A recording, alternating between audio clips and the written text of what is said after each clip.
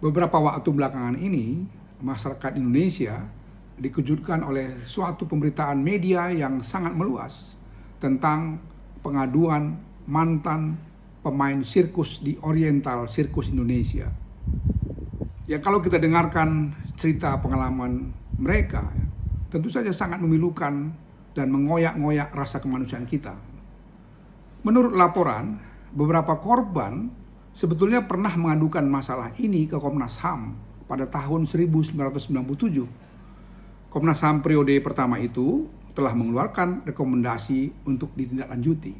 Namun menurut pengadu, mereka tidak pernah mendapatkan keadilan.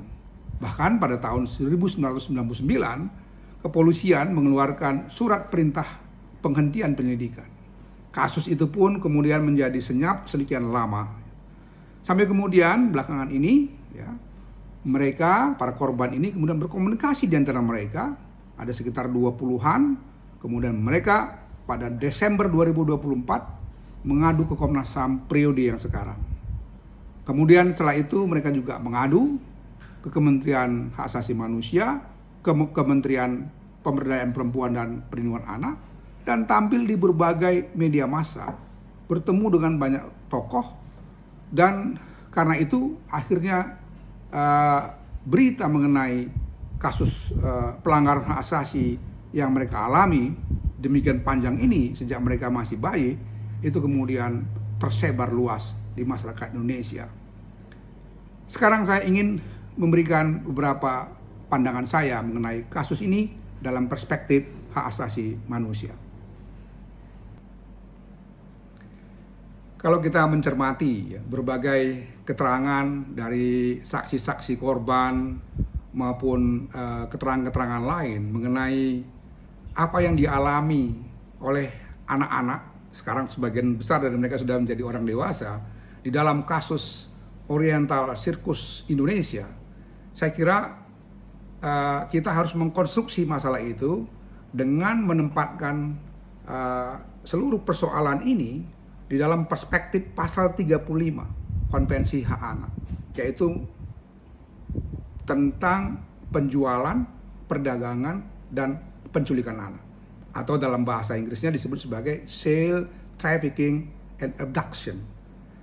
Nah, selanjutnya kita juga harus mengetahui bahwa meskipun ini instrumen internasional, tapi Indonesia sudah meratifikasi konvensi itu pada tahun 1992, ya, di zaman Orde Baru bahkan, ya. Sehingga dengan demikian konvensi itu sudah menjadi bagian dari hukum nasional kita. Bahkan kemudian dirumuskan dalam Undang-Undang Perlindungan Anak yang sampai sekarang juga berlaku di dalam hukum domestik kita. Selanjutnya, pasal 35 itu ditambahkan penjelasannya oleh satu optional protokol yang kita sebut sebagai optional protocol on the Convention of the Rights of the Child on the Sale of Children, Child Prostitution, and Child Pornography, gitu. Nah, instrumen optional protokol atau protokol pilihan ini itu juga sudah diratifikasi melalui persetujuan DPR tanggal 26 Juni tahun 2012 dan ditandatangani oleh Presiden Susilo Bambang Yudhoyono pada tanggal 23 Juli tahun 2012. Dengan demikian dia berarti sudah diakomodasi menjadi bagian dari hukum nasional kita. Nah, dari penjelasan dua instrumen ini, maka kita bisa melihat ini ada sekumpulan bayi-bayi, sebagian orang bilang puluhan, tapi saya malah menduga jumlahnya justru jauh lebih besar dari itu, karena peristiwa ini terjadi sejak 1967 sampai tahun 2019. Nah, anak-anak bayi, umumnya balita-balita itu, sebagian dikatakan diambil dari keluarga-keluarganya, atas persetujuan keluarganya, bahkan kadang-kadang katanya ada pemberian semacam uang santunan. Jadi itu mempertegas ya bahwa terjadi apa yang disebut sebagai sale atau penjualan. Tapi juga ada yang katanya diberikan begitu saja karena tidak mampu mengurus anaknya, bayinya itu. Ada yang diambil dari yayasan-yayasan dan macam-macam. Apapun itu, ya, pengambilan anak-anak ini dari pihak yang secara hukum adalah pihak yang sah sebagai wali, baik itu orang tua atau kalau orang tuanya nggak ada berarti ada pihak keluarga besarnya ya atau keluarga batihnya yang bisa menjadi wali sah secara hukum dalam hukum nasional kita kepada tangan ya orang-orang yang sebetulnya kalau dia pun mau mengangkat anak atau mengadopsi anak, dia harusnya melalui satu prosedur hukum yang sah, adopsi misalnya atau pengangkatan anak. Tapi mereka tidak melakukan itu. Mereka katakan dengan niat baik sudah ambil, bahkan sebagian mereka sudah berikan uang kepada keluarganya. Dengan demikian itu menggambarkan bahwa telah terjadi satu pelanggaran yang serius di mana ada praktek-praktek penjualan, perdagangan, dan penculikan dari anak-anak atau balita-balita itu. Tujuannya apa? Tentu saja dengan diambilnya anak-anak ini dipisahkan dari keluarga atau dari orang tuanya, maka kemudian kontrol terhadap anak-anak ini sepenuhnya di tangan 3 orang yang tadi oleh para pemain atau korban-korban ini mereka selalu menggunakan istilah 3M itu. Jadi 3M inilah yang menguasai sebenarnya mereka. Apalagi mereka juga ditempatkan di tempat-tempat di rumah misalnya atau kemudian di satu tenda-tenda katanya yang kalau mereka latihan tertutup dari masyarakat, juga tertutup dari pengawasan pihak kepemerintahan. Dengan demikian itu semakin memperjelas telah terjadi satu pemindahan ya puluhan bahkan ratusan anak-anak itu dari tangan orang tua atau keluarga yang sah atas perwalian mereka kepada mereka bertiga ya sehingga mereka bisa melakukan kontrol sepenuhnya terhadap bayi-bayi itu. Kemudian dalam tindak lanjut selanjutnya mereka mendidik anak-anak ini dalam tanda petik ya melatih mereka untuk menjadi pemain sirkus dalam rangka tujuan komersial yang di dalam praktek-praktek pelatihan-pelatihan maupun show-show yang mereka lakukan berdasarkan keterangan-keterangan saksi-saksi korban itu seringkali terjadi kekerasan bahkan penyiksaan, bahkan juga ada yang memberikan pengakuan mengalami pelecehan dan kekerasan seksual. Jadi penyalahgunaan anak-anak atau bayi-bayi ini sampai mereka dewasa itu ya sepenuhnya karena ada peristiwa sale, trafficking, and abduction, penjualan, perdagangan, dan penculikan anak. Nah, sebaliknya dari pihak terduga pelaku, ada pengakuan mereka bahwa mereka berniat baik mengangkat anak ini atau dalam bahasa hukum berarti bermaksud mengadopsi ya. Tapi seperti saya katakan tadi, tidak ada satu bukti-bukti legal yang bisa mereka perlihatkan bahwa anak-anak atau bayi-bayi itu memang setelah secara legal melalui proses peradilan misalnya mereka ambil hak asuhnya atau apa yang disebut sebagai pengangkatan atau adopsi anak itu. Di dalam instrumen hukum di internasional maupun di negara kita, pengangkatan atau adopsi anak itu tidak bisa dilakukan dengan informal seperti itu. Dia harus disertai atau melalui satu mekanisme dan prosedur hukum yang absah. Biasanya melalui proses peradilan. Nah, yang kedua, adopsi atau pengangkatan anak itu memang harus ditujukan dalam rangka menjaga ya apa yang disebut sebagai hak tumbuh kembang dari anak itu.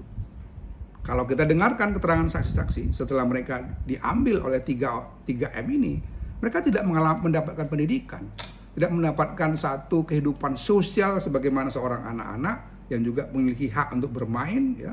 Ada juga di dalam konvensi itu disebut sebagai hak untuk mendapatkan kesenangan, leisure, rekreasi dan macam-macam. Hak yang paling pokok juga tidak didapatkan mereka, tapi terjadi dalam peristiwa ini adalah untuk tetap dijaga identitas mereka, nasab keluarga mereka. Tidak hanya hukum nasional yang memastikan itu, tapi juga hukum internasional. Bahkan dalam hukum Islam juga jelas kewajiban semua pihak untuk menjaga nasab, identitas dirinya dan identitas nasabnya atau silsilah keluarga dia. Sehingga sampai orang ini dewasa, misalnya korban-korban ini mengatakan mereka sebenarnya tidak tahu siapa orang tua mereka. Mereka itu lahir di mana, kampung asalnya dari mana, dia suku apa, agamanya apa, dia nggak tahu. Bahkan dia tidak tahu tanggal lahirnya, bulan lahirnya, tahun lahirnya. Nah, selanjutnya saya ingin juga menyoroti ya pasal 328 KUHP dan pasal 330 ayat 1 KUHP mengenai penculikan. Jadi barang siapa membawa pergi seorang dari tempat kediamannya atau tempat tinggalnya sementara dengan maksud untuk menempatkan orang itu secara melawan hukum di bawah kekuasaannya atau kekuasaan orang lain, dan atau untuk menempatkannya dalam keadaan sengsara, diancam karena penculikan. Itu dikategorikan sebagai penculikan. Demikian juga di dalam penjelasan ayat 1 KUHP pasal 330 ayat KUHP itu. Jadi kalau kita kembali melihat apa yang terjadi berdasarkan keterangan-keterangan saksi korban di dalam kasus Oci ini sebetulnya juga peristiwanya semakin memperjelas apa yang dikatakan atau yang saya jelaskan tadi berdasarkan pasal 35 Konvensi Hak Anak mengenai sale, trafficking, and abduction, penjualan, perdagangan, dan penculikan anak. Selanjutnya saya juga ingin menyoroti kaitan kasus ini ya dengan yang di awal sudah saya sebut, yaitu apa yang saya sebut sebagai trafficking atau perdagangan manusia atau perdagangan orang, tapi dalam kasus ini lebih spesifik kita sebut sebagai perdagangan anak. Ada instrumen internasional yaitu Palermo Protocol yang sudah diratifikasi oleh pemerintah kita, yang kemudian dirumuskan di dalam Undang-Undang Tindak Pidana Perdagangan Orang. Di dalam pasal 2 Undang-Undang Tindak Pidana Perdagangan Orang misalnya disebutkan ya, setiap orang yang melakukan perekrutan, pengangkutan, penampungan, pengiriman, pemindahan, atau penerimaan seseorang dengan ancaman kekerasan, penggunaan kekerasan, penculikan, penyekapan, pemalsuan, penipuan, penyalahgunaan kekuasaan, atau posisi rentan dari korban maupun keluarganya itu dengan memberikan atau tidak memberikan bayaran misalnya, itu sama saja itu disebut sebagai suatu tindak pidana perdagangan orang ya, terutama dalam kaitannya dengan tujuan eksploitasi. Apakah itu eksploitasi ekonomi, eksploitasi seksual, penjualan organ maupun perbudakan atau sejenis perbudakan. Itu bisa dikenakan tindak pidana. Nah, yang juga tidak kalah pentingnya ada satu lagi konvensi ya, yang juga sudah diratifikasi oleh pemerintah Indonesia pada tahun 2000, namanya Konvensi ILO 182 mengenai penghapusan pekerja anak di sektor-sektor yang berbahaya atau buruk, the worst form of child labor. Itu melalui Undang-Undang Nomor 1 Tahun 2000. Dalam konvensi yang itu dinyatakan dengan tegas, anak-anak tidak boleh dipekerjakan di tempat atau di sektor yang berbahaya. Berbahaya itu tidak mesti hanya dalam arti fisik, karena misalnya ini anak-anaknya bekerja di tempat-tempat yang bisa jadi mereka akan mendapatkan suatu kecelakaan fisik misalnya, atau di pabrik-pabrik bahan kimia yang membahayakan. Tapi juga di tempat-tempat yang karena terisolasi, karena dia diputuskan hubungannya dengan keluarganya, dengan masyarakat, tidak bisa diawasi dan macam-macam, sehingga sangat rentan dia mengalami eksploitasi, kekerasan dan lain-lain. Itu dianggap sebagai bekerja di tempat yang berbahaya. Nah, Konvensi 182 ini juga bisa diterapkan di dalam kasus Oci ini.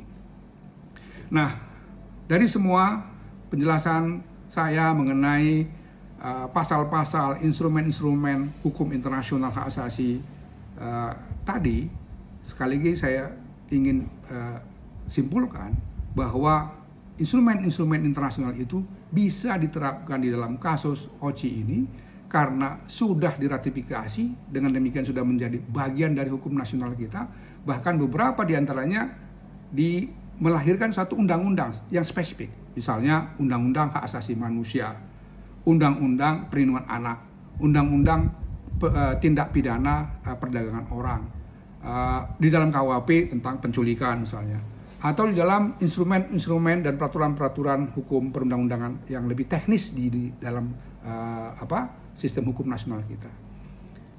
Nah, pertanyaannya sekarang, apa yang harus dilakukan oleh pemerintah maupun lembaga-lembaga negara lain? Ya? Menurut saya, pemerintah harus segera membentuk apakah namanya tim pencari fakta atau tim gabungan pencari fakta, terserah ya. Apakah dia hanya antar departemen misalnya, lembaga-lembaga pemerintah, atau melibatkan masyarakat sipil, itu juga terserah keputusannya. Tapi ada dua tugas utama dari tim yang nantinya atau kita mintakan segera dibentuk oleh pemerintah itu. Yang pertama adalah melakukan investigasi atau penyelidikan secara tuntas mengenai peristiwa yang terjadi di kasus anak-anak yang mengalami kekerasan, penindasan, perbudakan bahkan ya di dalam kaitannya dengan OCI itu. Nah, kalau kemudian mereka melakukan penyelidikan, nantinya harus dihasilkan satu penggambaran yang jelas apa sesungguhnya yang terjadi. Kejahatan-kejahatan apa saja, bagaimana itu bisa terjadi, dari tahun berapa ke tahun berapa. Dan yang paling penting adalah siapa-siapa saja sebetulnya korbannya. Saya sekali lagi menduga tidak puluhan, tapi bahkan ratusan korban itu. Karena periodisasi dari OCI ini itu dimulai dari tahun 1967 sampai tahun 2019. Itu informasi yang kita dapatkan. Nah, selama ini memang ada perdebatan ya, yang itu menarik untuk didiskusikan oleh tim penyelidik itu nantinya ketika dia membuat rekomendasi, misalnya apakah ini akan bisa dibawa ke proses peradilan atau tidak misalnya, yaitu mengenai dua hal. Yang pertama mengenai retroaktif atau non retroaktif ya, yaitu satu ketentuan dalam hukum kita, termasuk dalam konstitusi kita, dalam undang-undang dasar kita, itu juga dinyatakan dengan tegas bahwa satu perundang-undangan yang lahir atau dimunculkan belakangan itu tidak bisa dipakai atau berlaku surut untuk menghukum satu kejahatan yang terjadi sebelum undang-undang itu disahkan. Itu asas non retroaktif. Yang kedua, apa yang disebut sebagai prinsip daluarsa. Karena satu tindak pidana itu memang ada batas waktu tertentu.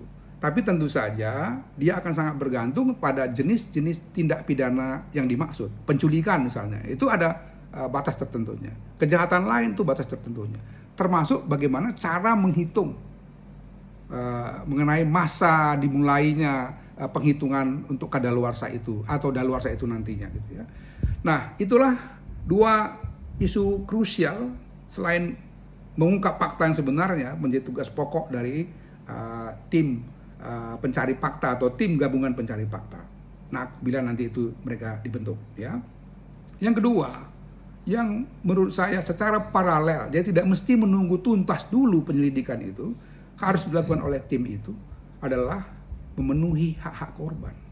Ada 3 hal penting hak korban yang harus dipenuhi. Yang pertama, apa yang disebut sebagai hak reunifikasi yang terkait dengan identitas, sebagaimana tadi kita jelaskan dalam kaitan dengan penghilangan asal-usul mereka itu. Jadi tim ini bertugas untuk mencari tahu siapa keluarga dari para korban ini, sehingga kemudian pada akhirnya bisa direunifikasi. Apakah ini bisa dilakukan? Ya tentu saja harus dengan kerja keras. Pernah ada pengalaman Indonesia di mana anak-anak yang dulu terpisah dari orang tuanya dalam peristiwa di Timur Timur itu bisa dipertemukan kembali, meskipun mereka memang ketika bisa dipertemukan kembali dengan keluarganya di Timur Leste sekarang itu sudah berusia dewasa. Tetapi apa yang menjadi hak dasar mereka untuk bertemu dan menemukan silsilah mereka, nasab mereka, itu kemudian bisa dipenuhi. Tidak saja harus dilakukan oleh negara atau pemerintah sendirian.